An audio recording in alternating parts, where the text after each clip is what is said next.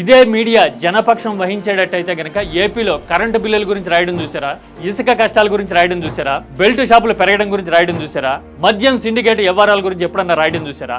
ఇలా చెప్పుకుంటూ పోతే చేతులకున్న వేళ్లు సరిపోవు. మరి ఇలాంటి ధోరణి వల్ల ఎవరికి నష్టం? మొదట్లో అడిగాను కదా, ఆ ప్రశ్నకి సమాధానం ఏంటో తెలుసా? చాలా మంది ప్రజలకి నష్టం అనుకుంటారేమో. నిజానికి తెలివైన ప్రజలకైతే నష్టం లేదు. ఎందుకు అంటే వాడికి అవేర్నెస్ ఉంటుంది, జడ్జిమెంట్ ఉంటుంది, అండర్స్టాండింగ్ ఆఫ్ థింగ్స్ ఉంటుంది.